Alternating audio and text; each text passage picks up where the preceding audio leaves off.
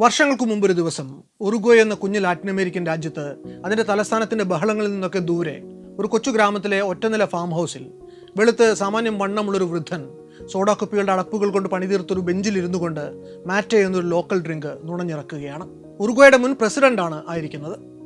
അന്ന് അയാളെ കാണാൻ ലോകത്തിന്റെ ഏതോ കോണിൽ നിന്ന് ഒരു ജേർണലിസ്റ്റ് വരാനുണ്ട്. കിട്ടിയിരുന്ന ശമ്പളത്തിന്റെ 90% പാവങ്ങൾക്ക് ദാനം ചെയ്തിരുന്നതുകൊണ്ട് അധികാരത്തിലിരുന്ന 5 വർഷം കൊണ്ട് അയാൾ യാതൊന്നും തന്നെ സമ്പാദിച്ചിട്ടില്ല. ഒരു 1987 model powder blue Volkswagen Beetle കാറും ഒരു വെസ്പ സ്കൂട്ടറും പിന്നെ 60 വർഷം പഴക്കമുള്ളൊരു പ്യൂഷോ സൈക്കിളും അല്ലറ ചില്ലറ ഫാമിംഗ് എക്യുപ്മെൻറ്റും മാത്രം സ്വന്തമായിട്ടുള്ള ഇയാൾ അറിയപ്പെടുന്നത് ലോകത്തിലെ ഏറ്റവും ദരിദ്രനായ പ്രസിഡന്റ് എന്ന പേരിലാണ്. പ്രസിഡന്റ് ആവുന്നതിന് മുമ്പ് ഏറെക്കാലം രാജ്യത്തെ വിറപ്പിച്ച ഒരു സായുധ വിപ്ലവ സംഘടനയിലെ തീപ്പൊരി ഗറില്ല പോരാളിയായിരുന്നു ഇദ്ദേഹം. വിവാഹം കഴിച്ചതും ഒരു സഹഗറില്ലയെ തന്നെ. വിപ്ലവത്തിന്റെ കനൽ വഴികളിൽ ആ ദമ്പതികൾ അനുഭവിച്ചു തീർത്തത് ചില്ലർ പ്രയാസങ്ങളല്ല. ആ വിദേശ ജേർണലിസ്റ്റ് അദ്ദേഹത്തെ കാണാനെത്തുമ്പോൾ ഒരു കാര്യത്തിൽ അയാൾക്ക് അമ്പരപ്പുണ്ടാകും എന്നുറപ്പാണ്. ഒരു രാജ്യത്തിന്റെ മുൻ പ്രസിഡന്റിന്റെ ജീവിതം എന്തേ ഇങ്ങനെ വെറും സാധാരണക്കാരുടേതുപോലെ ആയിപ്പോയി?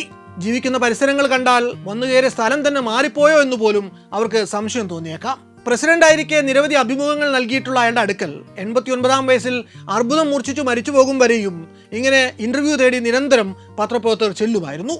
ലോകത്ത് ഒരിടത്തും ഇതുപോലൊരാളെ നിങ്ങൾ കണ്ടുമുട്ടിയേക്കില്ല. ഇയാളുടെ പേര് ഹോസെ ആൽബർട്ടോ പെപ്പെ മുഹിക കോഡാണോ. ഈ പേര് ഒരുപക്ഷെ നിങ്ങൾ ജീവിതത്തിൽ ആദ്യമായി കേൾക്കുകയാവും. എന്നാൽ പെപ്പയുടെ ജീവിതാനുഭവങ്ങളിലൂടെ കടന്നു പോകുന്ന ആരും ഇങ്ങനെയും ഒരാളോ എന്ന് അത്ഭുതം കുറിപ്പോ. ഉറുഗ്വേയിലെ തുപ്പമാരോസ് എന്ന സായുധ സംഘടനയിലെ തീപ്പൊരി ഗറില്ല പോരാളികളിൽ ഒരാളായ ഹോസെ പെപ്പെ മുഹിക ഒരു വ്യാഴവട്ടക്കാലം നീണ്ടുനിന്ന തടങ്കൽ പീഡനങ്ങൾക്കൊടുവിൽ ആ രാജ്യത്തിന്റെ പ്രഥമ പൗരനായി തെരഞ്ഞെടുക്കപ്പെട്ടതിന്റെ കഥ. ലോകത്തിലെ ഏറ്റവും ദരിദ്രനായ പ്രസിഡന്റ് എന്ന് പത്രങ്ങൾ വിളിച്ച പെപ്പെ മുഹിക്കയുടെ ഭരണത്തിനു കീഴിൽ ഉറുഗ്വേ എന്ന രാജ്യം കൈവരിച്ച സർവ്വതല സ്പർശിയായ അഭിവൃദ്ധിയുടെ കഥ. അത് വല്ലാത്തൊരു കഥയാണ്.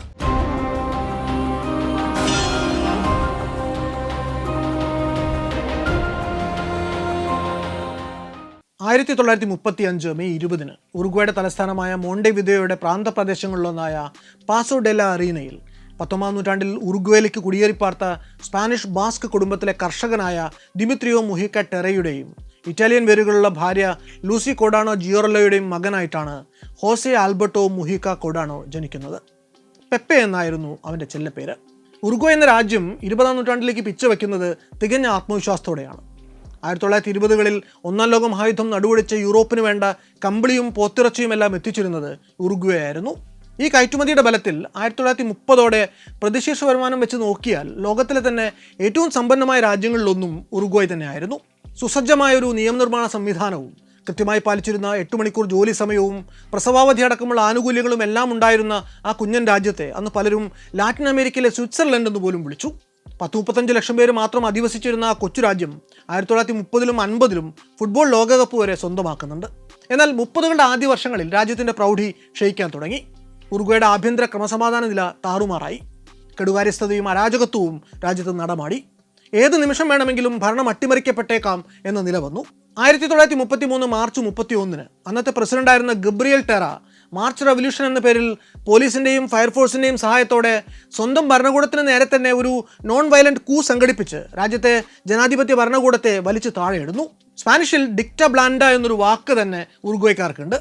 ബ്ലാൻഡ എന്ന് വെച്ചാൽ സോഫ്റ്റ് എന്നാണ് അർത്ഥം. പാർലമെൻറ്റും നാഷണൽ കൗൺസിലും പിരിച്ചുവിടുന്ന ടെറ ആ വിപ്ലവത്തോടെ ഉറുഗ്വേയുടെ സ്വേച്ഛാധിപതിയായിട്ട് മാറി. ഡിക്റ്റ ബ്ലാൻഡ അഥവാ സോഫ്റ്റ് ഡിക്റ്റേറ്റർഷിപ്പ് എന്ന് അവർ ടെറയുടെ ഭരണത്തെ വിളിച്ചു. രാജ്യത്തെ ജനാധിപത്യവാദികളിൽ പലരും ടെറയുടെ നിഷ്ഠുര ഭരണത്തെ മാഷറ്റെ ഡിക്റ്റേറ്റർഷിപ്പ് എന്ന് വിളിച്ച് എതിർക്കാൻ ശ്രമിച്ചു. എന്നാൽ പേരിലുണ്ടായിരുന്ന സോഫ്റ്റ്നെസ് ഒട്ടുമില്ലാതെ ഡിക്റ്റ ബ്ലാൻഡ അതിനെ എല്ലാം നിർദ്ദയം അടിച്ചമർത്തി. ആ ഏകാധിപത്യ ഭരണത്തിനു പക്ഷേ 2-ാം ലോകമഹായുദ്ധം നടക്കുന്ന 40-കൾ വരെ മാത്രമേ ആയുസ്സുണ്ടായുള്ളൂ. 1942 ഫെബ്രുവരിയിൽ ടെറയ്ക്കെതിരെ സ്വന്തം അനുയായികൾക്കിടയിൽ നിന്ന് തന്നെ ഒരു കൗണ്ടർ കൂ ഉയർന്നു വന്നു. അതേ വർഷം നവംബറിൽ രാജ്യം പൊതു തെരഞ്ഞെടുപ്പിലൂടെ സമ്പൂർണ്ണ ജനാധിപത്യ ഭരണക്രമത്തിലേക്ക് മടങ്ങി വരികയും ചെയ്തു. കർഷകനായി ഉപജീവനം തുടങ്ങിയ പെപ്പയുടെ അച്ഛൻ ദിമിത്രിയോ മുഹിക പിന്നീട് കോൺക്രീറ്റ് ബ്ലോക്ക് ബിസിനസ്സിൽ ചുവടുറപ്പിച്ചിരുന്നുവെങ്കിലും 1929-ലെ സാമ്പത്തിക മാന്ദ്യത്തിൽ അദ്ദേഹത്തിന് അടിപതറി. പിന്നീട് ഒരു ദശാബ്ദം കൂടി നീണ്ടുവന്ന പ്രതിസന്ധികൾക്കൊടുവിൽ 1943 പെപ്പയുടെ 8-ാം വയസ്സിൽ അവൻ്റെ അച്ഛൻ അകാല ചരമമടഞ്ഞു. അതോടെ 2 കുഞ്ഞുങ്ങളടങ്ങിയ കുടുംബത്തെ പുലർത്തുന്ന ഭാരം മുഴുവൻ അമ്മ ലൂസി കോഡാണോയുടെ ചുമലിലായി. അച്ഛൻ മരിച്ച് അധികം വൈകാതെ കുഞ്ഞു പെപ്പയ്ക്ക് വീട്ടിലെ പല കാര്യങ്ങളും നോക്കി നടത്തുന്ന റോളിലേക്ക് വരേണ്ടി വന്നു. പാസോ ഡെ ലാ അറീന അന്ന് ഉറുഗ്വേയിലെ അങ്ങേറ്റം ദാരിദ്ര്യം പിടിച്ച ഒരു സബർബൻ ടൗൺ ആണ്. അവിടുത്തെ മാതാപിതാക്കൾക്ക് കുട്ടികളെ സ്കൂളിൽ വിടാനുള്ള ലക്ഷറി ഒന്നും സാധാരണ ഉണ്ടാവുക പതിവില്ല. അതിനു വിരുദ്ധമായി തൻ്റെ മകനെ എന്തു വില കൊടുത്തും സ്കൂളിലയച്ചു പഠിപ്പിക്കുമെന്ന് പെപ്പയുടെ അമ്മ പ്രകടിപ്പിച്ച ദൃഢനിശ്ചയമാണ് അവന് പ്രാഥമിക വിദ്യാഭ്യാസം നേടാനുള്ള ഭാഗ്യമുണ്ടാക്കിയത്. മറ്റുള്ളവരെ വസ്ത്രങ്ങൾ അലക്കി നൽകിയും വീടുകളിൽ പണിക്ക് പോയും ആ അമ്മ മകനെ പഠിപ്പിച്ചു. ഒപ്പം പൂക്കൃഷിയും ഉണ്ടായിരുന്നു അവർക്ക്. ലില്ലിപ്പൂക്കളും ഗ്ലാഡിയോലകളും പാടത്ത് വിളയിച്ചെടുക്കാൻ അമ്മയെ മകൻ സഹായിച്ചു. ഈ പൂക്കൾ അവർ ഒന്നുകിൽ പാസോ ഡെ ലാ അറീനയിലെ ഫ്ലോറിസ്റ്റുകൾക്ക് വിൽക്കും, അല്ലെങ്കിൽ ബസ്സിൽ കയറി ടൗണിൽ ചെന്ന് അവിടുത്തെ തെരുവുകളിലൂടെ നടന്ന് വിറ്റഴിക്കും. പൂക്കളോട് ഉള്ളിൽ അദമ്യമായ ഇഷ്ടത്തോടെയാണ് പയ്യൻ വളർന്നു വന്നത്. പൂച്ചെടികൾ തടമെടുത്ത് നടാനും നിത്യേന വെള്ളമൊഴിക്കാനും പറിച്ചെടുത്ത് വലിയ കൂടകളിൽ നിറച്ച് ചന്തയിൽ കൊണ്ടുവന്ന് വിൽക്കാനും എല്ലാം അവന് വലിയ ആവേശമായിരുന്നു. അതിനു പുറമെ വീട് പുലർത്തുന്നതിൽ അമ്മയെ സഹായിക്കാൻ പ്രദേശത്തെ ബേക്കറിയിൽ ഡെലിവറി ബോയായും പെപ്പെ അന്ന് ജോലി ചെയ്യുന്നുണ്ട്. 1950കളുടെ തുടക്കത്തിൽ ഹൈസ്കൂൾ വിദ്യാഭ്യാസം പൂർത്തിയാക്കുന്ന പെപ്പെ ഒരു പ്രിപ്പറേറ്ററി സ്കൂളിൽ തുടർ പഠനത്തിന് ചേരുന്നു. എന്നാൽ ആ പഠനം പൂർത്തിയാക്കാൻ അവന് സാധിക്കുന്നില്ല. ഔപചാരിക പഠനം നിലച്ചത് പക്ഷേ പെപ്പയുടെ വിജ്ഞാനാർജനത്തിന് തടസ്സമായില്ല. മോണ്ടെവിദേയോയിലെ യൂണിവേഴ്സിഡാഡ് ഡെ ലാ റിപ്പബ്ലിക്കയുടെ ഹ്യൂമാനിറ്റീസ് ഡിപ്പാർട്ട്മെൻറ്റിലെ ലൈബ്രറിയിലെ നിരന്തര സന്ദർശകനായിരുന്ന അദ്ദേഹം പുസ്തകങ്ങൾക്കിടയിൽ മണിക്കൂറുകൾ ചെലവിടുന്നു. ഇക്കാലത്ത് പെപ്പെ ക്യാമ്പസിൽ വെച്ച് പിൽക്കാലത്ത് അക്കാദമിക് രംഗത്തും സാഹിത്യരംഗത്തും ലബ്ധപ്രതിഷ്ഠരായി തീർന്ന നിരവധി എഴുത്തുകാരെ കണ്ടുമുട്ടുകയും അവരുമായി ഗാഢസൗഹൃദം സ്ഥാപിക്കുകയും ചെയ്യുന്നു. സാഹിത്യത്തിലും തത്വശാസ്ത്രത്തിലും പെപ്പെ നല്ലൊരു അടിത്തറ ഉണ്ടാക്കിയെടുക്കുന്നതും ഈ കാലത്ത് തന്നെയാണ്. യൂണിവേഴ്സിറ്റി ലൈബ്രറികളിൽ നിരന്തരം ചെന്നിരുന്ന് ഒടുവിൽ അദ്ദേഹം ബയോളജിയിൽ, വിശേഷ ബോട്ടണിയിൽ കാര്യമായ ഗ്രാഹ്യം ഉണ്ടാക്കിയെടുക്കുന്നു. പിൽക്കാലത്തെ അദ്ദേഹത്തിൻ്റെ അഗ്രികൾച്ചറലിസ്റ്റ് ആസ് ഇൻ്റലക്ച്വൽ വേർഷൻ്റെ ബീജാവാപം ഉണ്ടാകുന്നത് ഇക്കാലത്താണ് എന്ന് Jose Pepe Mujica, warrior, philosopher, president എന്ന ജീവചരിത്ര പുസ്തകത്തിൽ സ്റ്റീഫൻ ഗ്രിഗറി എഴുതുന്നുണ്ട്. ജനറൽ ഫ്രാങ്കോയുടെ ഏകാധിപത്യ ഭരണം കൊടികുത്തി വാണ്ടിരുന്ന സ്പെയിനിൽ നിന്ന് ഉറുഗ്വായിലേക്ക് രാഷ്ട്രീയ അഭയം തേടിയെത്തിയ മുൻ മന്ത്രിയും സുപ്രസിദ്ധ ചിന്തകനുമായ ഹോസെ ബെർഗാമിൻ്റെ നിരവധി ക്ലാസുകളിൽ ഇക്കാലത്ത് പെപ്പെ ഇരിക്കുന്നു.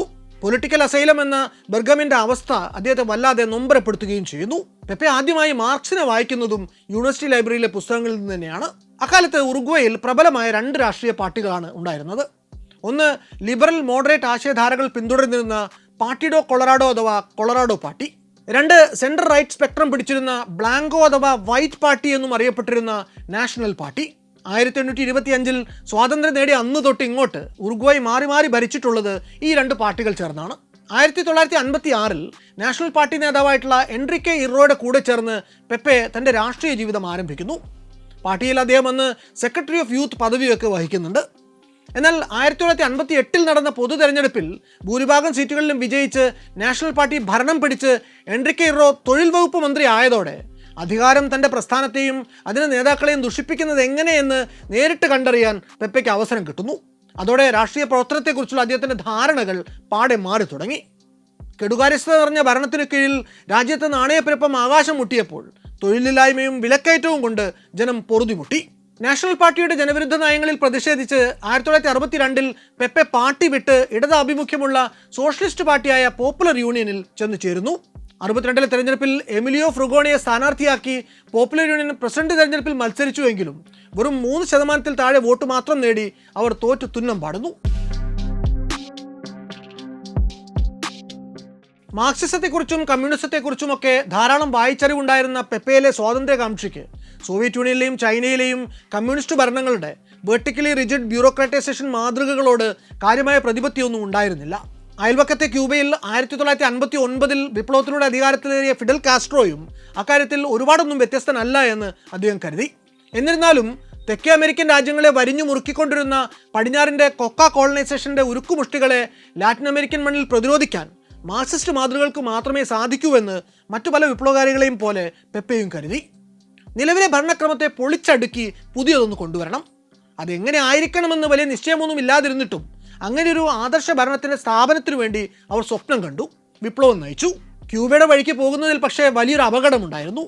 കന്നുകാലികൾ യഥേഷ്ടം വിഹരിക്കുന്ന സമതല ഭൂമികൾ നിറഞ്ഞ മോണ്ടെവിദേയോ നഗരത്തിൽ ചെന്നൊളിച്ചിരിക്കാൻ ക്യൂബയിൽ ഉള്ളതുപോലെ കുന്നും മലയുമൊന്നുമില്ല. അതുകൊണ്ട് പെപ്പയും സംഘവും അർബൻ ഗറില്ലകളായിട്ട് മാറി. സായുധ പ്രതിരോധത്തിൻ്റെയും ജനകീയ വിചാരണകളുടെയും ശത്രുക്കളുടെ ഉന്മൂലനത്തിൻ്റെയും പാത പിടിച്ച ആ പ്രസ്ഥാനം അതിൻ്റെ പേര് കണ്ടെത്തുന്നത് 18ാം നൂറ്റാണ്ടിലെ പെറുവിയൻ പോരാളി ടുപാക് അമുരു രണ്ടാമനിൽ നിന്നാണ്. മൂവിമിയൻറ്റോ ഡെ ലിബറേസിയോൺ നാസിയോണൽ MLN തുപ്പമാരോസ് എന്ന് അവർ അറിയപ്പെട്ടു. പ്രത്യയശാസ്ത്രങ്ങളെക്കാൾ പരീക്ഷണങ്ങളോടായിരുന്നു ആ ലെനിനിസ്റ്റ് അർബൻ ഗറില്ല മൂവ്മെന്റിന് പ്രിയം. ക്യൂബയിൽ നിന്ന് ബൊളീവിയയിലേക്ക് വേഷപ്രച്ഛന്നനായിട്ട് നടത്തിയ ഒരു രഹസ്യ യാത്രക്കിടയിൽ ഒരു ദിവസം രാത്രി മോണ്ടെവിദേയോയിലെ ഒരു സേഫ് ഹൗസിൽ വെച്ച് ചെഗുവേരയുമായി പെപ്പെ നടത്തിയ അപ്രതീക്ഷിത സമാഗമത്തെക്കുറിച്ച് ന്യൂയോർക്ക് മാസികയുടെ കറസ്പോണ്ടന്റും ചെഗുവേര ജീവചരിത്രകാരനുമായ ജോൺ ലീ ആൻഡേഴ്സൺ ന്യൂയോർക്കിൽ വന്ന പെപ്പെ മുഹിക്കാസ് ലോങ് റെവല്യൂഷൻ എന്ന ലേഖനത്തിൽ വിശദമായി തന്നെ എഴുതിയിട്ടുണ്ട്. തുപ്പമരോസിന്റെ മറ്റൊരു മുതിർന്ന നേതാവായിരുന്ന റോൾ സെന്റിക്കും ആ മീറ്റിംഗിൽ അന്ന് പങ്കെടുക്കുന്നു. തെക്കേ അമേരിക്കയിൽ ഉടനീളം നടക്കാൻ പോകുന്ന വിപ്ലവത്തിന് തുപ്പമരോസ് ഗറില്ല സൈന്യത്തിന്റെ പിന്തുണ തേടാനാണ് അന്ന് ചെഗുവേര വന്നത്. തങ്ങൾ ഉറുഗ്വേ എന്ന രാജ്യത്തിന്റെ 4 അതിരുകൾക്കുള്ളിൽ ഒതുങ്ങി നിൽക്കുന്ന ഒരു പോരാട്ടത്തിന്റെ മാത്രം ഭാഗമല്ല, അതുമറിച്ച് ആ ഭൂഖണ്ഡത്തിന്റെ മൊത്തം ചെറുത്തുനിൽപ്പിന്റെ ഭാഗമാണ് എന്ന തിരിച്ചറിവ് ഈ ചെഗുവേരയുമായിട്ടുള്ള കൂടിക്കാഴ്ചയിൽ ഉണ്ടായത് പെപ്പെ അടക്കമുള്ള തുപ്പമരോസ് ഗറില്ലകളുടെ ആത്മവീര്യം ഇരട്ടിപ്പിക്കുന്നു.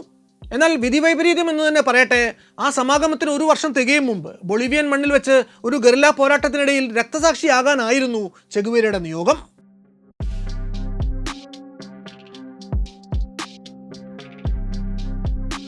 ആയിരത്തി 1969 വേനൽക്കാല ദിനങ്ങളിലൊന്നിൽ ഉറുഗ്വേയുടെ തലസ്ഥാനമായ മോണ്ടിവിദേയോയിലെ ഒരു ഇടത്തരം ഇൻവെസ്റ്റ്മെന്റ് ബാങ്കിന്റെ വാതിൽക്കൽ ഒരു പോലീസ് ഓഫീസർ വന്നു മുട്ടുന്നു. അന്ന് ഭരണത്തിലിരുന്ന ഗവൺമെന്റിലെ ഒരു മന്ത്രിക്ക് കൂടി ഓഹരികളുള്ള ഒരു ബാങ്കായിരുന്നു അത്. ആ പോലീസ് ഓഫീസറെ അകത്തേക്ക് കയറ്റിവിട്ട ശേഷം മാത്രമാണ് അത് തുപ്പമരോസിലെ ഒരു ഗറില്ല പോരാളി ആയിരുന്നു, തങ്ങളുടെ ബാങ്ക് കൊള്ളയടിക്കപ്പെടാൻ പോവുകയാണ് എന്നൊക്കെ സുരക്ഷാ ഉദ്യോഗസ്ഥർക്ക് മനസ്സിലാവുന്നത്. സായുധ വിപ്ലവം ഫണ്ട് ചെയ്യാൻ വേണ്ട പണം കണ്ടെത്താനാണ് അവർ ബാങ്ക് കൊള്ളയടിക്കാൻ തീരുമാനിച്ചത്. അയാളുടെ തോക്കിൻ മുനയിൽ അവർ വിറച്ചു നിന്നപ്പോൾ ഒന്നിനു പിന്നാലെ ഒന്നായി വേറെയും നിരവധി തുപ്പമരോസ് പോരാളികൾ ബാങ്കിനുള്ളിലേക്ക് പ്രവേശിച്ചു. ഇന്നത്തെ ഏതാണ്ട് $10 ലക്ഷം മതിപ്പുള്ള തുക അന്ന് ആ കൊള്ളസംഘം ബാങ്കിൽ നിന്ന് അപഹരിച്ചു. കൊള്ളയടിക്കാൻ വേണ്ടി ആ ഗറില്ല സംഘം ഈ ബാങ്ക് തന്നെ തിരഞ്ഞെടുത്തത് കേവലം യാദൃച്ഛികമായിട്ടായിരുന്നില്ല.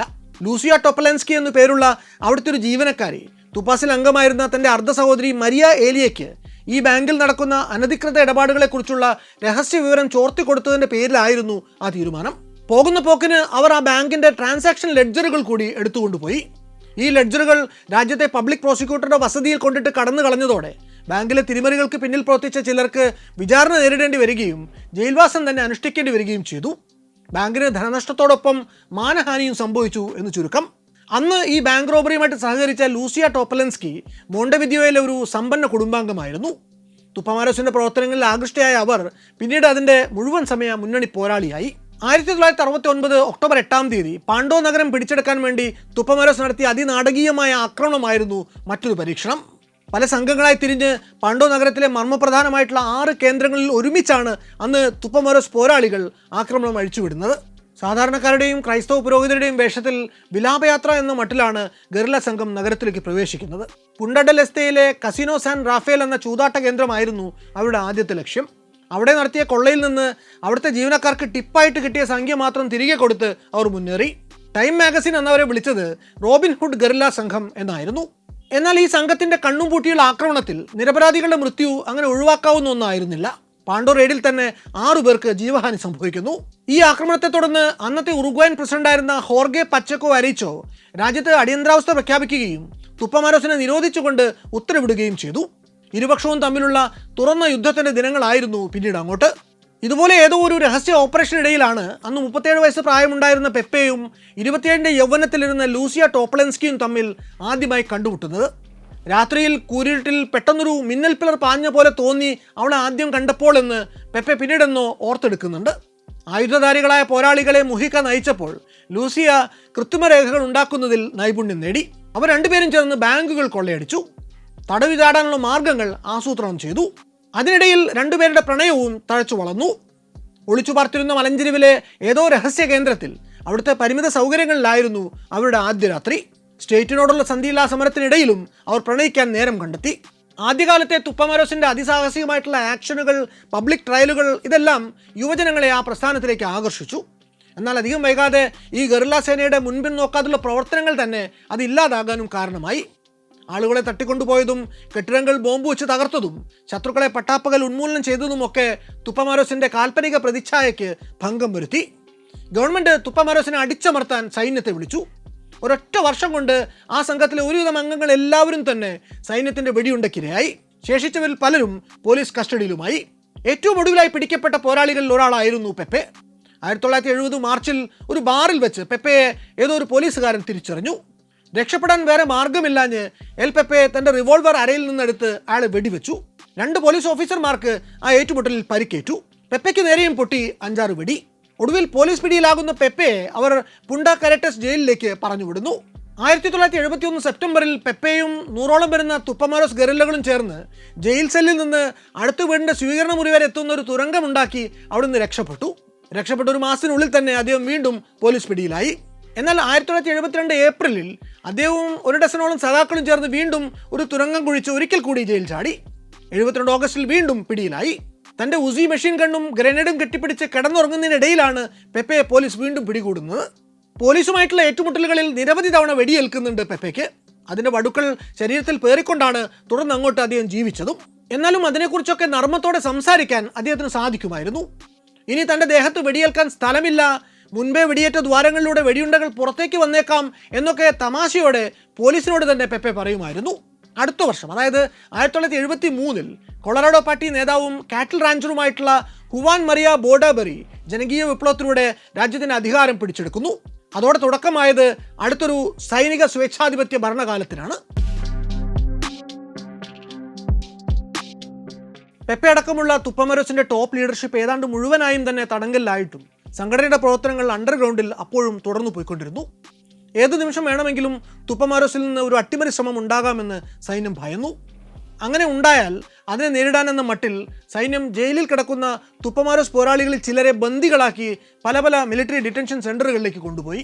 അതിൽ 3 പേർ, എൽ പെപ്പെ എന്നറിയപ്പെട്ടിരുന്ന ഹോസെ മുഹിക്ക, എൽ നാറ്റോ എന്നറിയപ്പെട്ടിരുന്ന എലുട്ടേറിയോ ഫെർണാണ്ടസ് ഹുഡോബ്രോ, പിൽക്കാലത്ത് അറിയപ്പെടുന്ന കവിയും എഴുത്തുകാരനുമായി മാറിയ മൗറിഷ്യോ റോസൻകോഫ് എന്നിവരെ അവർ ഒരുമിച്ച് ഒരിടത്തേക്കാണ് കൊണ്ടുപോകുന്നത്. തൽക്കാലത്തേക്കെന്ന് പറഞ്ഞു തുടങ്ങിയ ആ മിലിറ്ററി ഡിറ്റൻഷൻ പല തടങ്കൽ പാളയങ്ങളിലായിട്ട് പിന്നീട് തുടർന്നു പോയത് നീണ്ട 12 വർഷക്കാലമാണ്. സൈന്യം അവർക്കുമേൽ ഈ ഒരു വ്യാഴവട്ടക്കാലം കൊണ്ട് പ്രവർത്തിച്ചത് അസാധ്യമായിട്ടുള്ള ക്രൂരത തന്നെയാണ്. ചെന്ന് കയറിയ അന്ന് തന്നെ തല ഒരു തുണിയുറ കൊണ്ട് മൂടി പെട്രോൾ ഒഴിച്ച് അവരെ കത്തിക്കാൻ പോവുകയാണ് എന്ന പ്രതീതി ഉണ്ടാക്കി. ആ നിമിഷം തന്നെ തങ്ങളുടെ ജീവിതം അവസാനിക്കാൻ പോവുകയാണ് എന്ന് അവർ ഭയന്നു. എന്നാൽ അത് ആ മിലിറ്ററി ഡിറ്റൻഷൻ സെൻ്ററിലെ ചില സൈനികരുടെ ഒരു തമാശ മാത്രമായിരുന്നുവെന്ന് 3 പേരെയും വെവ്വേറെ സെല്ലുകളിലേക്ക് മാറ്റിയപ്പോൾ അവർക്ക് ബോധ്യപ്പെട്ടു. ഇവരെ കിടത്തിയിരുന്ന സെല്ലുകളിൽ പുറത്തുനിന്ന് വെളിച്ചം അകത്തേക്ക് വന്നിരുന്ന ഒരൊറ്റ കിളിവാതിൽ മാത്രമാണ് ഉണ്ടായിരുന്നത്. അധികം വൈകാതെ തന്നെ അവർ ആ വെന്റിലേഷനിലൂടെ പുറത്തേക്ക് ഏന്തി വലിഞ്ഞു നോക്കാനുള്ള ഒരു ശ്രമം നടത്തുന്നു. ഇത് മനസ്സിലാക്കുന്ന കാവൽക്കാർ അടുത്തതായിട്ട് ചെയ്യുന്നത് ഈ കിളിവാതികൾ കൂടി തകര ഷീറ്റ് കൊണ്ട് ആണിയടിച്ചു മറയ്ക്കുകയാണ്. അടുത്ത 1 വർഷത്തേക്ക് പിന്നീട് അവർ സൂര്യപ്രകാശം കാണുന്നതേയില്ല. ജീവൻ നിലനിർത്താൻ മാത്രം കഷ്ടിച്ച ഒരു നേരം ഭക്ഷണം എന്ന പേരിൽ സ്വാദില്ലാത്ത എന്തോ ഒന്ന്, ദിവസത്തിൽ ഒരിക്കൽ മാത്രം ടോയ്ലറ്റ് ബ്രേക്ക്, മാസത്തിൽ ഒരിക്കൽ മാത്രം കുളിക്കാൻ അനുവാദം. വലിയ കഷ്ടം തന്നെ ആയിരുന്നു ആ സെല്ലിലെ വാസം.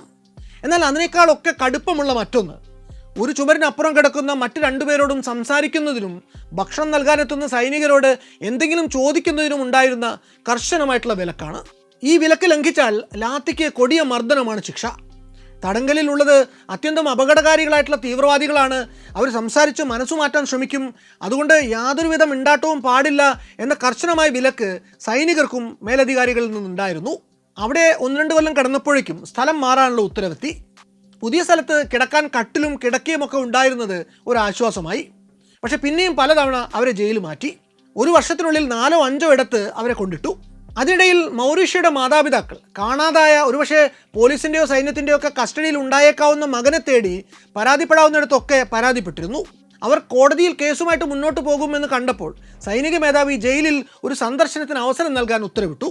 അതിൻ്റെ പേരിൽ 1 മാസത്തെ ഇടവേളയ്ക്ക് ശേഷം സൈനികർ അയാളെ വെള്ളം ചീറ്റി കുളിപ്പിച്ച് വൃത്തിയാക്കി, ധരിക്കാൻ പുതിയ വസ്ത്രവും നൽകി. എന്നാൽ ആ കൂടിക്കാഴ്ച മൗറിഷ്യോയ്ക്ക് സമാധാനത്തേക്കാൾ കടുത്ത മാനസിക വ്യഥയാണ് അന്ന് സമ്മാനിക്കുന്നത്. എന്ന് തങ്ങളുടെ ജയിൽവാസം അവസാനിക്കുമെന്ന കാര്യത്തിൽ അവർക്കൊരു പ്രതീക്ഷകളുമില്ലായിരുന്നു. 3 പേരെയും വീണ്ടും ഒരിക്കൽ കൂടി ജയിൽ മാറ്റി. ഇത്തവണ ഏതോ ഒരു കുതിരലായത്തിൻ്റെ അടിയിലെ നിലവറയിലായിരുന്നു അവരെ സൈന്യം കൊണ്ടിട്ടത്. നല്ല ഉയരമുള്ള വട്ടത്തിലുള്ള ഒരു മുറി. മുകളിലെ ഒരു ഗ്രില്ല് മാത്രമാണ് വെളിച്ചം വരാനുള്ള ഒരേ ഒരു വഴി. വല്ലപ്പോഴും ദിവസത്തിൽ ഒരിക്കലോ മറ്റോ ഒരിത്തിരി വെള്ളം ഗാർഡുമാർ കൊടുത്താലായി. അത് തന്നെ കെട്ടിയിറക്കി താഴെ എത്തുമ്പോഴേക്കും പാതിയും ചിന്തിപ്പോകും. പിന്നെ ബാക്കിയുള്ള ദിവസം മുഴുവനും ദാഹിച്ചു വലഞ്ഞ് ചെലവിടണം. ഒരു ദിവസം മൗറിഷ്യോ കിടക്കുമ്പോൾ മുകളിൽ നിന്ന് വെള്ളത്തിൻ്റെ ഒരു ധാര വരുന്നത് കണ്ടു. അയാളത് കൈ കുമ്പിൾ കൂട്ടി കുടിക്കാൻ ശ്രമിച്ചു. ആദ്യത്തെ ഇറക്കം അകത്ത് ചെന്നതും അയാൾ തുപ്പി. അത് മുകളിൽ നിന്നൊരു ഗാർഡ് താഴേക്ക് മൂത്രമൊഴിച്ചതായിരുന്നു. ഇരുളടഞ്ഞ കുഴിയിൽ വെറും നിലത്ത് കിടക്കുമ്പോൾ അവർക്ക് പുറത്ത് രാത്രിയും പകലും മാറുന്നത് പോലും അറിയാനാവുന്നുണ്ടായിരുന്നില്ല. ഒടുവിൽ ഏതോ ഒരു ദിവസം മൗറീഷ്യയും എൽ നാറ്റോയും തമ്മിൽ സെല്ലിൻ്റെ ചുവരിൽ കൈവിരൽ കൊണ്ട് തട്ടി മോഴ്സ് കോഡ് രൂപത്തിൽ പരസ്പരം സമ്മതിച്ചു തുടങ്ങി. എണ്ണിപ്പറിക്കുകയാണെങ്കിലും അങ്ങനെ ഒന്ന് രണ്ട് വാക്കുകൾ പരസ്പരം കൈമാറാനായത് അവർക്ക് പറഞ്ഞറിയിക്കാനാവാത്ത ആനന്ദം പകർന്നു നൽകി. ചുവരിൽ മുട്ടി അവരുടെ കൈവിരലുകൾ തഴമ്പു വന്നുവെങ്കിലും പോകെ പോകെ ആ സംവേദനോപാധി അവർക്ക് വളരെ എളുപ്പമായി തുടങ്ങി. അവർ ഒടുവിൽ അതേ കോഡ് ഉപയോഗിച്ച് തമ്മിൽ ചെസ്സ് വരെ കളിച്ചു തുടങ്ങി. പെപ്പയുടെ അവസ്ഥയാണെങ്കിൽ മറ്റു രണ്ടുപേരുടേതിനേക്കാൾ വളരെ മോശമായിരുന്നു. ജയിൽ സെല്ലിലെ ഏകാന്തവാസം അയാളുടെ മനസ്സിൻ്റെ സമനില തെറ്റിച്ചു തുടങ്ങി. മേൽക്കൂരയിലെ ഇരുട്ടിലേക്ക് ഉറ്റുനോക്കിക്കൊണ്ടിരിക്കുമ്പോൾ എപ്പോഴോ ഒരു ഉറുമ്പ് അയാളുടെ കണ്ണിൽപ്പെടുന്നു. പിന്നെ ഒരുതരം ഒബ്സഷൻ പോലെ അയാളുടെ മനസ്സ് ആ ഉറുമ്പിൻ്റെ പിന്നാലെയായി. അതിൻ്റെ ഓരോ ചലനങ്ങളും അയാൾ അതിസൂക്ഷ്മമായിട്ട് ശ്രദ്ധിച്ചു. ഉറുമ്പ് വല്ലാത്തൊരു തരം സ്ക്രീച്ചിങ് നോയ്സ് പുറപ്പെടുവിക്കുന്നത് പോലെ അയാൾക്ക് തോന്നി തുടങ്ങി. അതയാളെ വല്ലാതെ അസ്വസ്ഥനാക്കി. തൻ്റെ തലയ്ക്കുള്ളിലെ മൂളക്കത്തെ അതിജീവിക്കാൻ വേണ്ടി അയാൾ ആ സെല്ലിൻ്റെ ചുവരുകളിൽ കൈയോടിച്ച് വട്ടം വട്ടം നടപ്പ് തുടങ്ങി. ആ നടപ്പ് പലപ്പോഴും മണിക്കൂറുകൾ നീണ്ടു. ഉറുമ്പുകളുടെ ഒച്ചയാണെങ്കിൽ ദിവസം തോറും കൂടിക്കൂടി വരാൻ തുടങ്ങി. ഇടയ്ക്കെപ്പോഴോ അയാൾ മുകളിലെ കിളിവാതിൽക്കൽ തൻ്റെ അമ്മയുടെ മുഖം കണ്ടു. അത് തൻ്റെ മതിഭ്രമമാണോ അതോ ഇനി സത്യത്തിൽ അമ്മ ആ കിളിവാതിൽക്കൽ വന്നു നിന്ന് തന്നെ വിളിക്കുന്നുണ്ടോ എന്നറിയാതെ അയാൾ കരഞ്ഞുപോയി. യാദൃച്ഛികമായിരിക്കാം, പക്ഷേ കിളിവാതിലൂടെ തൻ്റെ അമ്മയുടെ മുഖം കണ്ടു എന്ന് പെപ്പയ്ക്ക് തോന്നിയ അതേ ദിവസങ്ങളിൽ ഒന്നിൽ തന്നെ അയാളുടെ അമ്മ രാവിലെയോടെ ആ മിലിറ്ററി ബാരക്കിൻ്റെ പുറത്ത് തൻ്റെ മകനെ ഒരു നോക്ക് കാണാൻ വേണ്ടി എത്തിച്ചേരുന്നുണ്ട്. കൃത്യമായ വിവരങ്ങൾ നൽകാതെ ഗാർഡുമാർ അവരെ പുറത്ത് കാത്തു നിർത്തുന്നു. അതിനിടയിൽ കനത്ത മഴ പെയ്യുന്നുണ്ടെങ്കിലും അവർ മടങ്ങിപ്പോകാൻ തയ്യാറാകാതെ ആ മഴയത്ത് തന്നെ തുടരുന്നു. ഒടുവിൽ നേരം ഇരുട്ടാറായപ്പോൾ മാത്രമാണ് തീവ്രവാദിയായ മകനെ കാണാൻ നിർവാഹമില്ല എന്ന് ഗാർഡ് അവരെ അറിയിക്കുന്നത്. മകൻ അകത്തുണ്ടോ, അവൻ ജീവനോടെ ഉണ്ടോ എന്നെങ്കിലും ഒന്ന് പറയാമോ എന്ന ചോദ്യത്തിന് ആ ഇൻഫർമേഷൻ തൽക്കാലം നൽകാൻ അനുവാദമില്ല എന്ന തികച്ചും സാങ്കേതികമായ മറുപടി പറഞ്ഞ് അവർ ആ അമ്മയെ മടക്കി അയക്കുന്നു. അങ്ങനെയൊക്കെ ഒരു ദിവസം മൗറീഷ്യോ സെല്ലിന് പാറാവ് നിൽക്കുന്ന രണ്ട് ഗാർഡുമാർ തമ്മിലുള്ള സംഭാഷണത്തിന് യാദൃച്ഛികമായിട്ട് കാതോർക്കുന്നു. അവരിൽ ഒരാൾക്ക് ഒരു സുന്ദരിയായ പെൺകുട്ടിയോട് തോന്നിയ പ്രണയമാണ് സംസാര വിഷയം. അതിൽ രസം പിടിച്ച് ഒന്നോ രണ്ടോ ദിവസം ശ്രദ്ധിച്ചു കേട്ടപ്പോൾ മൗറീഷ്യോയ്ക്ക് ഈ കഥ മുഴുവൻ മനസ്സിലായി. ആ യുവതിയുടെ മനസ്സിൽ ഇടം പിടിക്കാൻ ഗാർഡ് എന്ത് ചെയ്യണമെന്നും കവി കൂടിയായിട്ടുള്ള മൗറീഷ്യോയ്ക്ക് നല്ല നിശ്ചയമുണ്ടായിരുന്നു. അതിൻ്റെ അടുത്ത ദിവസം മാസങ്ങൾ നീണ്ട നിശബ്ദതയെ ഭഞ്ജിച്ചുകൊണ്ട് മൗറീഷ്യോ ആദ്യമായി ഒന്ന് മിണ്ടുന്നു. ആ പെൺകുട്ടിക്ക് നിങ്ങളോട് സ്നേഹം തോന്നണമെന്നുണ്ടെങ്കിൽ നല്ലൊരു പ്രേമലേഖനം കൊണ്ട് കൊടുക്കുകയാണ് വേണ്ടത് എന്ന് അയാൾ ഉറക്കെ വിളിച്ചു പറയുന്നു. ഒരു പേനയും ഒരു കഷ്ണം കടലാസും തന്നാൽ നല്ലൊരെണ്ണം താൻ തന്നെ എഴുതി നൽകാമെന്നും അയാൾ വാഗ്ദാനം ചെയ്യുന്നു. അപ്പോൾ അവിടെ വെച്ച് മൗറീഷ്യോയോട് ഈ സൈനികൻ കയർത്ത് സംസാരിച്ചു, അയാൾ അപമാനിച്ചുവെങ്കിലും ആരുമില്ലാത്ത നേരം നോക്കി ആ ഗാർഡ് വീണ്ടും മൗറീഷ്യോയുടെ സെല്ലിൻ്റെ വാതിൽക്കലെത്തുന്നു. സെല്ലിൻ്റെ അഴികൾക്കിടയിലൂടെ ഒരു പേനയും കടലാസും നീട്ടി അയാൾ ആ പ്രേമലേഖനം എഴുതി കൊടുക്കാൻ മൗറീഷ്യോയോട് അപേക്ഷിക്കുന്നു. അന്ന് മൗറീഷ്യോ എഴുതി കൊടുത്ത ആ പ്രണയലേഖനത്തിൻ്റെ ബലത്തിൽ ആ സൈനികനെ തൻ്റെ പ്രണയം സഫലമാക്കാനായി. ഈ വിവരം എങ്ങനെയോ ആ ബാരക്കിൻ്റെ ചുമതലയുള്ള സാർജൻറ്റിന് ചോർന്നു കിട്ടുന്നു. അയാൾ മൗറീഷ്യോയെ തൻ്റെ മുറിയിലേക്ക് വിളിപ്പിക്കുന്നു. നിയമലംഘനത്തിൻ്റെ പേരിൽ എന്ത് ടോർച്ചറാണാവോ ഇനി അനുഭവിക്കേണ്ടി വരിക എന്നോർത്ത് ആകുലപ്പെട്ടുകൊണ്ട് മൗറീഷ്യോ ഇരിക്കെ അയാളുടെ നേർക്ക് ഈ സാർജൻറ്റ് ഒരു പേനയും കടലാസും നീട്ടുന്നു. അയാൾക്കുമുണ്ട് ഒരു പ്രണയ പ്രശ്നം പരിഹരിക്കാൻ. സാർജൻറ്റ് പറഞ്ഞ വിവരങ്ങൾക്ക് സാഗൂതം കാതോർത്ത ശേഷം മൗറീഷ്യോ അയാൾക്കും എഴുതി കൊടുക്കുന്നു ഹൃദയസ്പർശിയായിട്ടുള്ള ഒരു പ്രണയലേഖനം. ആ കത്തിനുള്ള മറുപടി വന്നപ്പോൾ തുടർന്നും മൗറീഷ്യോയ്ക്ക് നിരവധി തവണ തൻ്റെ ഈ പ്രത്യേക സേവനം ആവർത്തിക്കേണ്ടി വരുന്നു. ആദ്യത്തെ പ്രണയലേഖനം എഴുതി കഴിഞ്ഞപ്പോൾ തന്നെ മൗറീഷ്യോ സാർജൻറ്റിനോട് ഒരു പ്രത്യുപകാരം ചോദിച്ചിരുന്നു.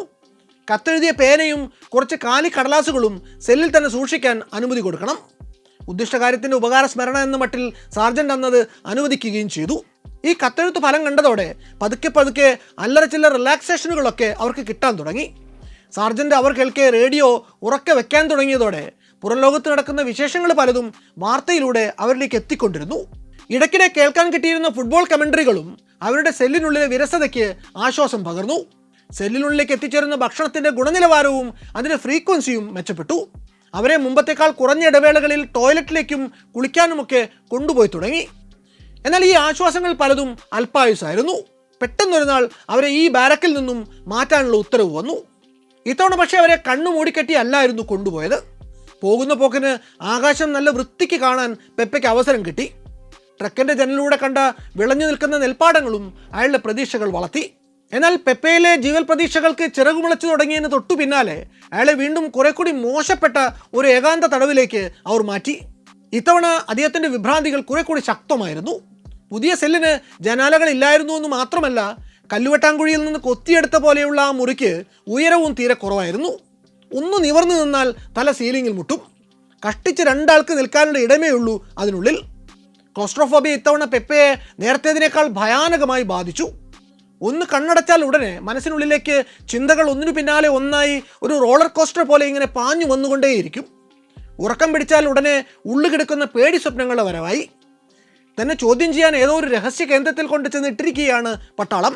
സത്യം പറയിക്കാൻ വേണ്ടി ഷോക്കടിപ്പിക്കുന്നതാണ് സ്വപ്നം. ദിവസത്തിൽ ഇങ്ങനെ പലതവണ സ്വപ്നത്തിൽ ഷോക്കടിച്ച് പെപ്പെ വല്ലാതെ തളർന്നു പോന്നു. ഒന്ന് മരിച്ചു കിട്ടിയിരുന്നെങ്കിൽ എന്ന് അയാൾ വല്ലാതെ ആശിക്കുന്നു. അതേസമയം അപ്പുറത്തെ ഏതോ സെല്ലിൽ മൗറീഷ്യയും എൽനാറ്റോയും മോഴ്സ് കോഡിലൂടെയുള്ള തങ്ങളുടെ സമ്പർക്കങ്ങളിലൂടെ അതിജീവനം തുടരുന്നു. തമ്മിൽ സംസാരിച്ചിരിക്കാൻ സാധിച്ചിരുന്നതുകൊണ്ട് അവരുടെ മാനസിക നില പെപ്പയുടെ അത്ര വഷളാവുന്നില്ല. പട്ടാളത്തടങ്കലിലെ ഈ ഏകാന്തവാസക്കാലത്താണ് അവനവനോട് തന്നെ സംസാരിക്കുന്ന ദുശീലം തൻ്റെ കൂടെ കൂടിയത് എന്ന് പെപ്പെ 2024 BBC-ക്ക് കൊടുത്തൊരു അഭിമുഖത്തിൽ പറയുന്നുണ്ട്. അങ്ങനെയൊക്കെ പെട്ടെന്നൊരു ദിവസം ഗാർഡുമാർ അവരെ പുതിയ സെല്ലുകളിലേക്ക് മാറ്റി പാർപ്പിക്കുന്നു. അവർക്ക് കിടക്കാൻ വൃത്തിയുള്ള കട്ടിലും കിടക്കയും എത്തുന്നു. പുസ്തകങ്ങളും ന്യൂസ് പേപ്പറും വരുന്നു. കുടിക്കാൻ കാപ്പി, കഴിക്കാൻ റൊട്ടി, എഴുതാൻ ടൈപ്പ്റൈറ്റർ എന്നിങ്ങനെ അന്നോളം ഇല്ലാതിരുന്ന ലക്ഷറികൾ പലതും അവർക്ക് പെട്ടെന്ന് ലഭ്യമാക്കപ്പെടുന്നു. തെല്ലൊരു അതിശയത്തോടെ ആണെങ്കിലും അവരതെല്ലാം ആഹ്ലാദപൂർവ്വം സ്വീകരിക്കുന്നു. കിട്ടിയ സൗകര്യങ്ങളിൽ സന്തോഷം തോന്നുന്നുണ്ടെങ്കിലും അവർക്ക് പെട്ടെന്നുണ്ടായ ഈ മാറ്റത്തിൽ എന്തോ ഒരു അസ്വാഭാവികത അനുഭവപ്പെടുന്നു. അവരുടെ സംശയം ശരിയായിരുന്നു. ഉറുഗ്വായിലെ തടവുകാരുടെ സൗഖ്യം അന്വേഷിക്കാൻ വേണ്ടി ഒരു അന്താരാഷ്ട്ര റെഡ് ക്രോസ് സംഘം വിസിറ്റിന് വരുന്നതിൻ്റെ പേരിൽ നടന്ന ബഹളങ്ങൾ മാത്രമായിരുന്നു അത്. ഈ സംഘത്തിന് മുന്നിലേക്ക് 3 പേരെയും അന്ന് മൊഴി കൊടുക്കാൻ വേണ്ടി കൊണ്ടുപോകുന്നുണ്ടെങ്കിലും ജയിലിലെ പീഡനങ്ങളെക്കുറിച്ച് പരാതിപ്പെടാനുള്ള അവസരമൊന്നും അവർക്ക് കിട്ടുന്നില്ല. എന്നു മാത്രമല്ല, ഈ റെഡ് ക്രോസ് സംഘം മടങ്ങിയതിന് തൊട്ടു പിന്നാലെ തലേദിവസം അവർക്ക് ലഭ്യമാക്കിയ സകല സൗകര്യങ്ങളും സൈനികർ തിരികെ കൊണ്ടുപോകുന്നു. അവരുടെ സാഹചര്യങ്ങൾ വീണ്ടും പഴയ പോലെ ഇൻഹ്യൂമൻ അവസ്ഥയിലേക്ക് മടങ്ങിപ്പോവുകയും ചെയ്യുന്നു. പെപ്പയുടെ അമ്മ അപ്പോഴും മകനെ ചൊല്ലിയുള്ള പ്രതീക്ഷകൾ കൈവടിഞ്ഞിട്ടുണ്ടായിരുന്നില്ല. മകനെ പാർപ്പിച്ചിട്ടുണ്ടാകാൻ ഇടയുള്ള രാജ്യത്തെ ഏതാണ്ട് എല്ലാ ജയിലിൻ്റെയും വാതിൽക്കൽ അവർ ചെന്ന് നിൽക്കുന്നു. മകനെ കാണണമെന്ന് നിരന്തരം ആവശ്യപ്പെട്ടുകൊണ്ടിരുന്നു.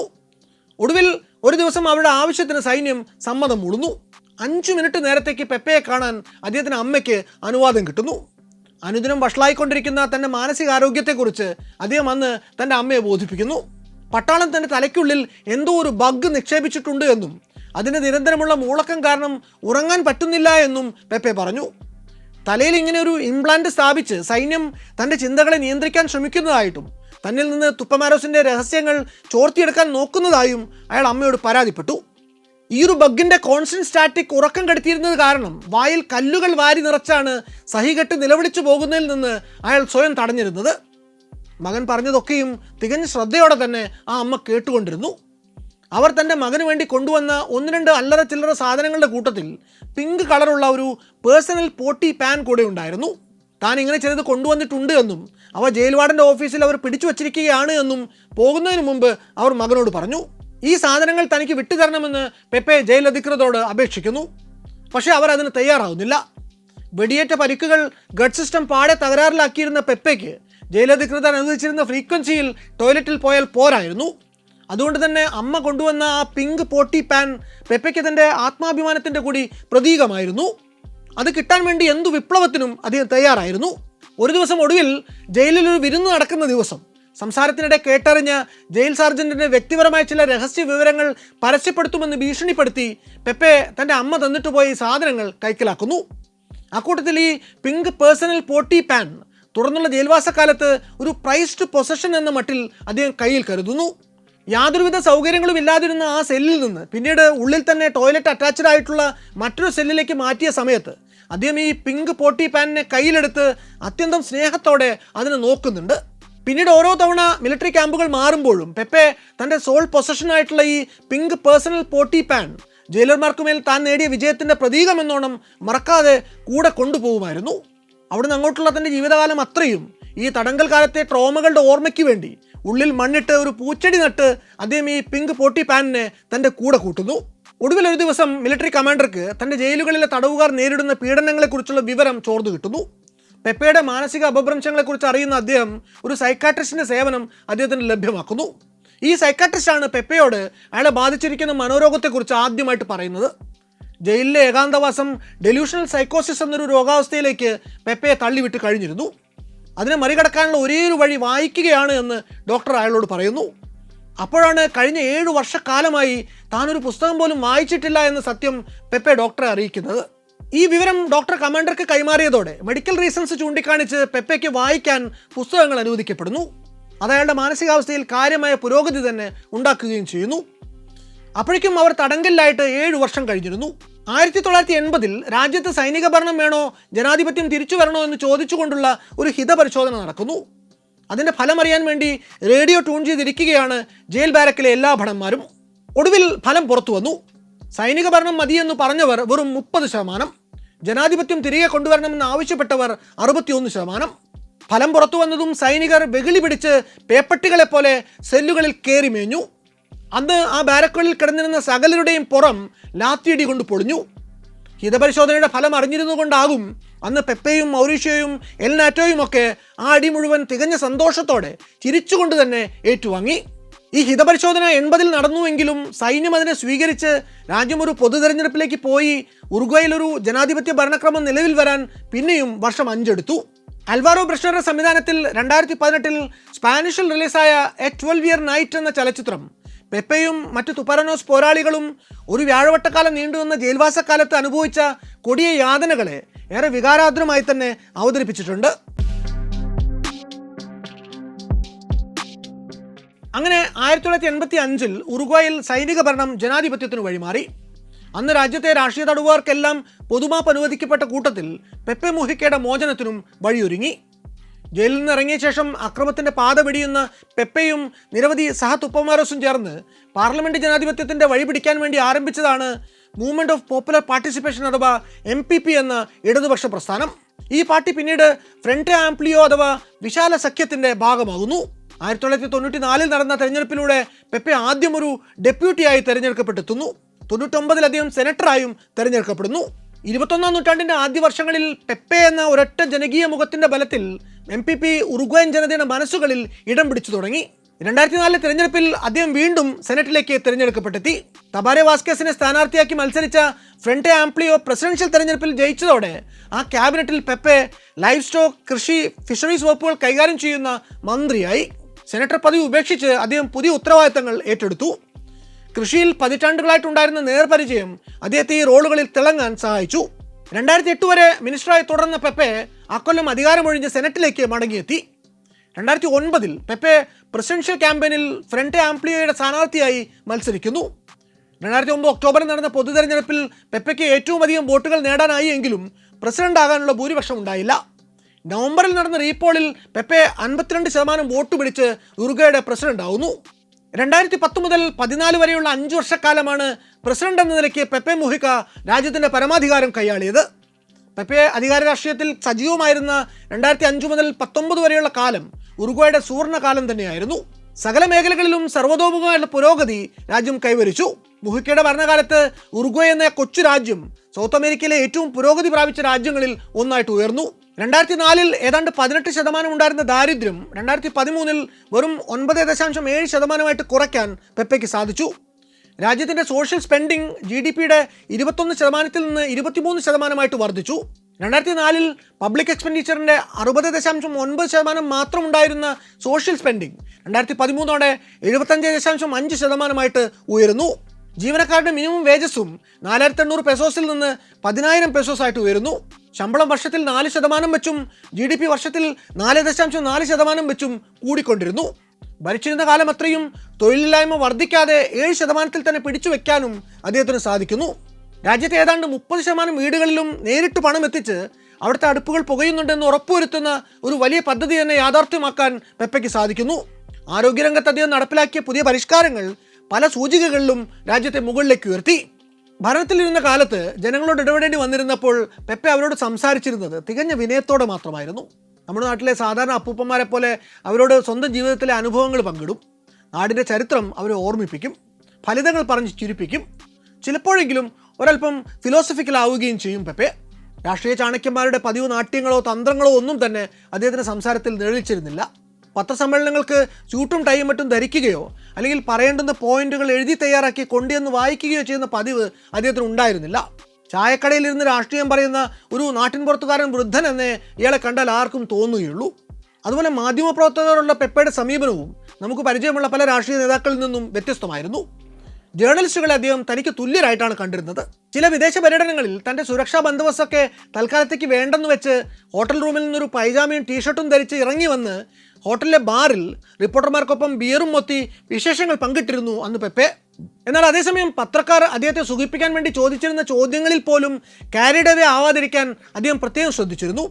ഒരിക്കലൊരു പത്രലേഖകൻ പെപ്പയോട് ദാരിദ്ര്യ നിർമ്മാർജ്ജനത്തിൽ ഗവൺമെൻറ് കൈവരിച്ച നേട്ടങ്ങളെക്കുറിച്ച് പറയാൻ ആവശ്യപ്പെട്ടപ്പോൾ അതിന് അദ്ദേഹം പറഞ്ഞ മറുപടി, ഞങ്ങൾ കുറച്ചുപേരെയൊക്കെ അതിദാരിദ്ര്യത്തിൽ നിന്ന് വിമുക്തരാക്കി എന്നത് ശരി തന്നെയാണ്, പക്ഷേ ഞങ്ങൾ അവരെ മറ്റു പൗരന്മാർക്ക് തുല്യരാക്കുകയല്ല ചെയ്തത്, അവരെ കുറെ കൂടി നല്ല ഉപഭോക്താക്കളാക്കി മാറ്റുക മാത്രമാണ്, അത് ഞങ്ങളുടെ വീഴ്ചയാണ് എന്നായിരുന്നു.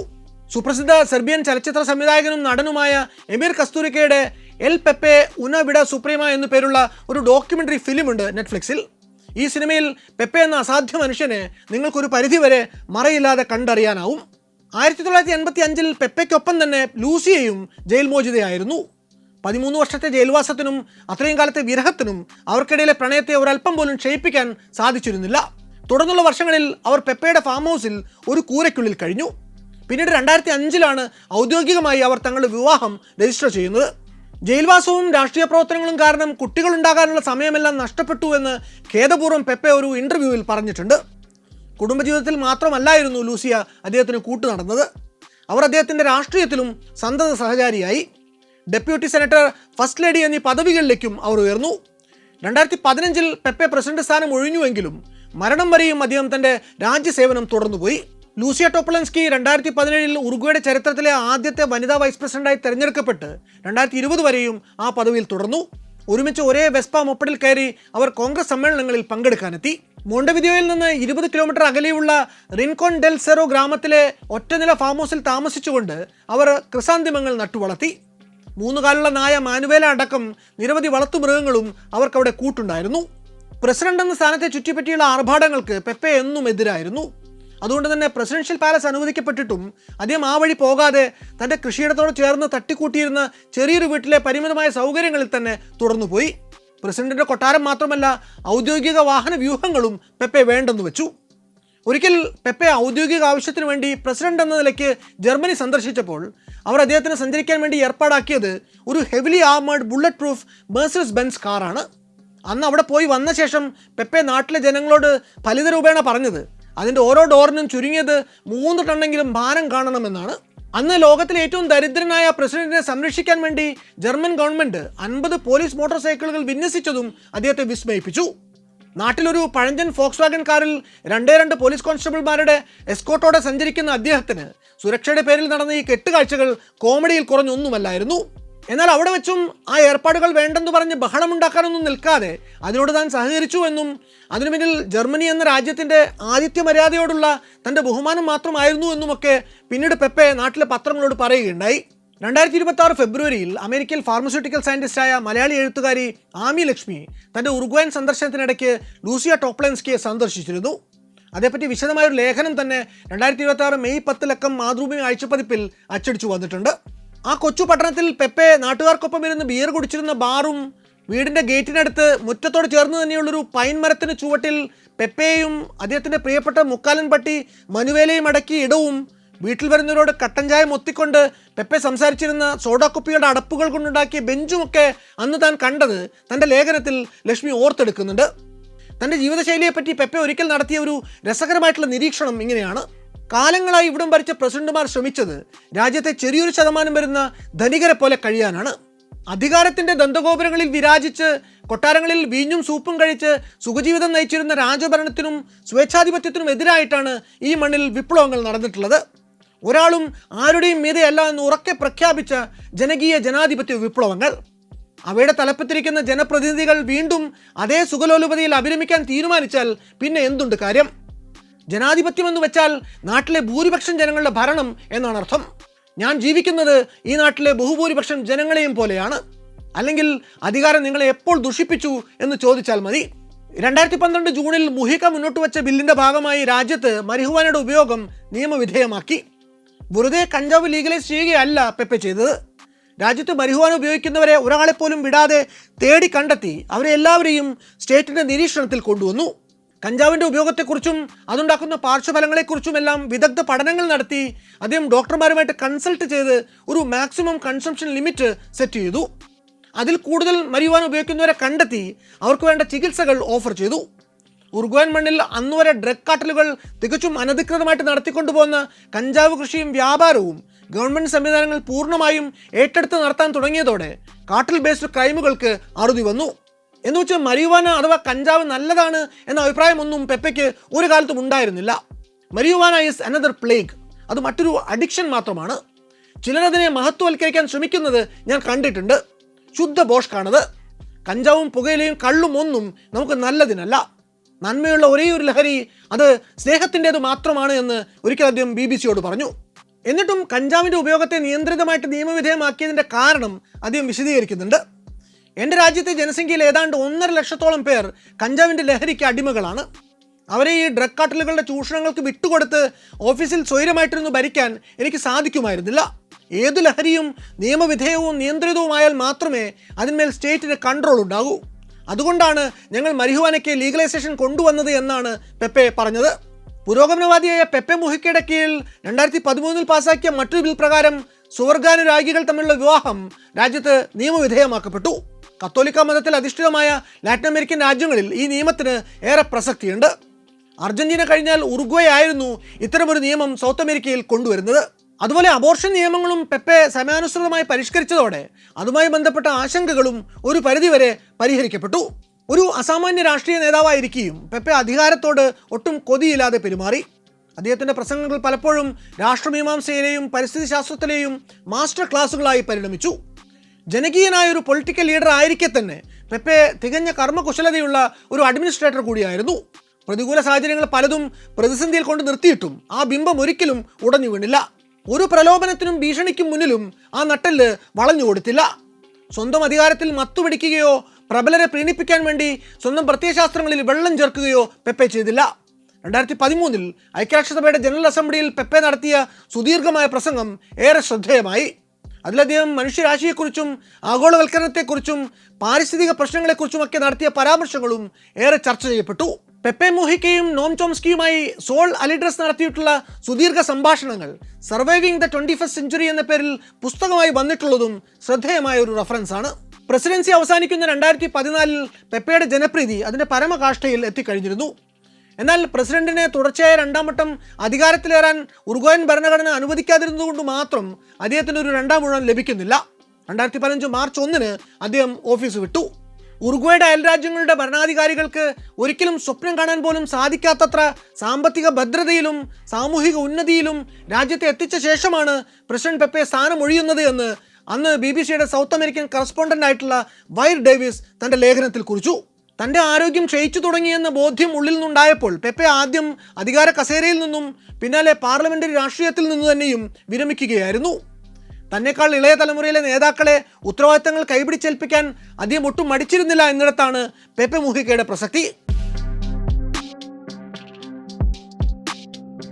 ആദർശം മുറുകെ പിടിച്ചു മാത്രം പ്രവർത്തിച്ചിട്ടുള്ള, സ്വന്തം രാജ്യത്തിൻ്റെ പുരോഗതിക്ക് വേണ്ടി സ്വാർത്ഥലാഭം മറന്ന് കഠിന പ്രയത്നം ചെയ്തിട്ടുള്ള സത്യസന്ധരായിട്ടുള്ള രാഷ്ട്ര നേതാക്കളെ ലോകത്തിൻ്റെ പല ഭാഗങ്ങളിൽ വേറെയും നമ്മൾ കണ്ടിട്ടുണ്ടാവും. എന്നാൽ വിമർശകരുടെ പോലും പ്രശംസയ്ക്ക് പാത്രമായിട്ടുള്ള ഹോസെ പെപ്പെ മുഹിക്കയെ പോലെ അധികം മാതൃകകൾ നമുക്ക് മുന്നിൽ വേറെയില്ല. ഗാലറിയുടെ കയ്യടികൾക്ക് വേണ്ടി ഒരിക്കലും പെപ്പെ ഒന്നും ചെയ്തിട്ടില്ല. ഭരണത്തിലിരിക്കെ അദ്ദേഹം യാഥാർത്ഥ്യമാക്കിയ മാതൃകകൾ അദ്ദേഹത്തിന് ശേഷം അധികാരത്തിലേറിയവർക്ക് പകർന്നു കൊടുത്തിട്ടുള്ള ഉത്തരവാദിത്ത ബോധം ചെറുതല്ല. 2024 ഏപ്രിലിൽ പെപ്പെ തനിക്ക് ഈസോഫാഗൽ ക്യാൻസർ സ്ഥിരീകരിച്ച വിവരം പുറത്തുവിടുന്നു. നേരത്തെ തന്നെ ഒരു ഓട്ടോ ഇമ്മ്യൂൺ കണ്ടീഷൻ ഉണ്ടായിരുന്നതുകൊണ്ട് രോഗം വളരെ പെട്ടെന്ന് വഷളായി. എന്നിട്ടും 2024 ഉറുഗ്വേയൻ പ്രസിഡൻഷ്യൽ ഇലക്ഷനിൽ യമൻഡു ഓർച്ചിക്ക് വേണ്ടി ഏറെ സജീവമായി തന്നെ ക്യാമ്പയിൻ ചെയ്യാൻ പെപ്പെ തയ്യാറായി. തിരഞ്ഞെടുപ്പിൽ വിജയിച്ച് ഓർച്ചി പ്രസിഡന്റായപ്പോൾ പെപ്പെ അതിനെ വിശേഷിപ്പിച്ചത് തൻ്റെ ഫെയർവെൽ ഗിഫ്റ്റ് എന്നാണ്. 2025 ജനുവരിയിൽ പെപ്പയിൽ നിന്ന് അടുത്തൊരു പത്രക്കുറിപ്പ് കൂടി വരുന്നു. അർബുദം കരളിലേക്ക് പടർന്നു പിടിച്ചിരിക്കുന്നു. താൻ മരണത്തോട് അടുത്തുകൊണ്ടിരിക്കുകയാണ്. മെയ് 12 തൻ്റെ ഭർത്താവിൻ്റെ രോഗം മൂർച്ഛിച്ചു എന്നുള്ള ലൂസിയ ടോപ്ലൻസ്കിയുടെ പ്രസ് ബ്രീഫ് പുറത്തു വന്നതിൻ്റെ അടുത്ത ദിവസം മെയ് 13 തൻ്റെ 90ാം പിറന്നാളിന് ഒരാഴ്ച മാത്രം മുമ്പാണ് ഹോസെ പെപ്പെ മുഹിക്ക നമ്മളെ വിട്ടുപിരിഞ്ഞത്.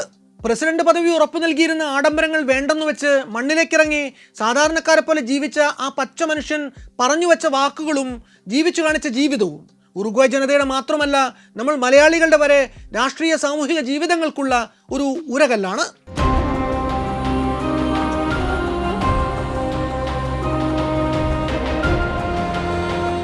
മറ്റൊരു വല്ലാത്ത കഥയുമായി ഇനിയും വരാം.